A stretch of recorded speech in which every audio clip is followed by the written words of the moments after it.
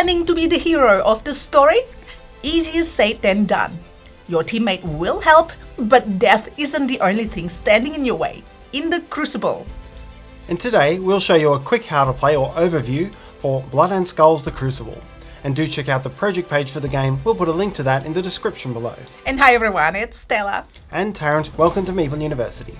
And hey, if you enjoyed this video, you really help us by like, subscribe and comments. You know what to do.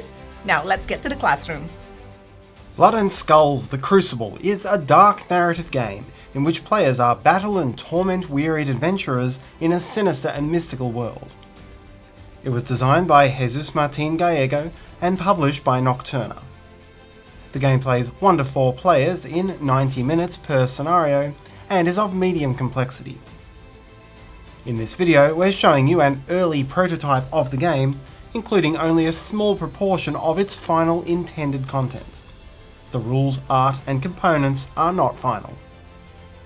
In the Crucible, players are adventurers who inhabit a dark and dying world filled with horrors, dangerous beasts, and the sinister force known only as the Reflection, all threatening to drive the players to madness, addiction, or death. Over several interconnected and branching scenarios, players will try to survive, defeat enemies, and unlock the mysteries, all while bearing or suffering the consequences of the choices they make.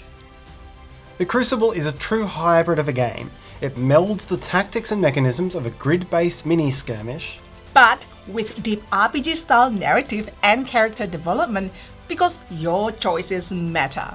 They leave their mark on both your and your teammates' characters.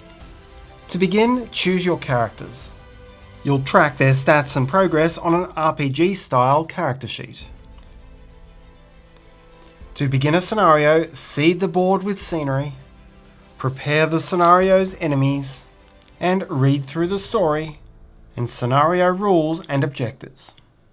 The game plays in turns and each turn has 3 phases: Descent, Crucible, and Sanctum. First is Descent.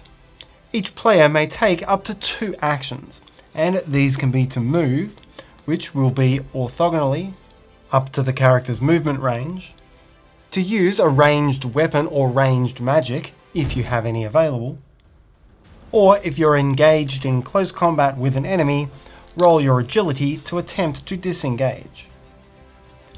For this and many other attribute rolls, both roll a d10 and add the attribute, in this case it was agility, to determine the winner.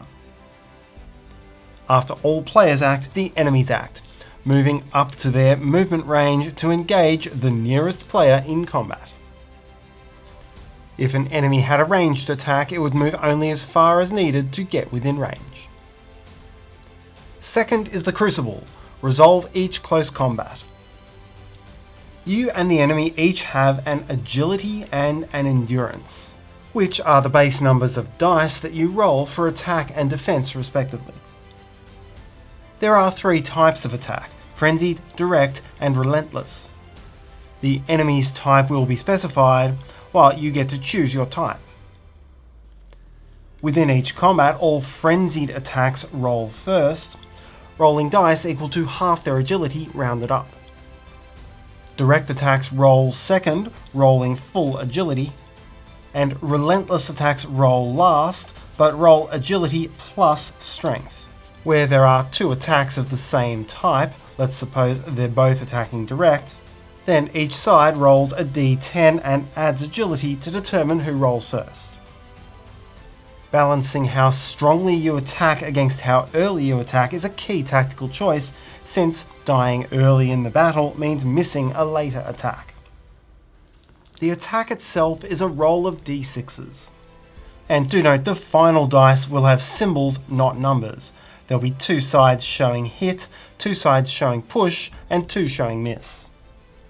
The defender then rolls for their endurance value, with any rolled hits cancelling hits, and any rolled pushes cancelling pushes. Every uncancelled hit causes a minor level of pain, and after both sides have attacked, any uncancelled pushes cause the target to move 1 space backwards, causing further pain if there's nowhere to move. There are also rules for resolving multi-combats, with each combatant rolling only once and splitting die results among the opponents. After the Crucible is the Sanctum phase, and any players who aren't engaged in combat can now exchange equipment, cast healing spells, or perform rituals. These intuitive yet involved combat decisions make for intriguing skirmish tactics for players to explore throughout a scenario. But where the game stands out is in the dark narrative character development that your skirmish actions will unfold. In this dark and twisted world, near everything has the chance to bring ruin upon your character. You have these 3 runes of ruin: physical pain, mental rupture, and psychological terror. Your actions may cost you minor levels in these runes, and reaching 9 minor levels ends your character's journey. You could flirt with the ruins of madness or corruption. Using the arcane or forbidden items which you'll loot from the scenarios may drive you towards madness or corruption. While for volatile spells from the Shadow Veil or Whisper schools of magic, even attempting to cast a spell causes you pain, while failing the spell's die roll leaves you with a choice: either take the failure, or voluntarily slip into madness or corruption to change it to a success. The madness and corruption ruins can drive several different paths and consequences. Will your madness drive an inner rage compelling you to stampede foolishly into danger? Or perhaps other madnesses like delirium or emptiness? Will corruption turn you to a bloodthirsty destroyer, benefiting at first from additional attacks, but eventually driving you to turn on and attack your allies? Whichever path you take, the deeper you slip into madness or corruption, the more severe will be its effects on your character's play. Or perhaps you'll succumb to addiction. Using addictive items comes with benefits, but you're now compelled to use that item again, getting more and more addicted every subsequent turn.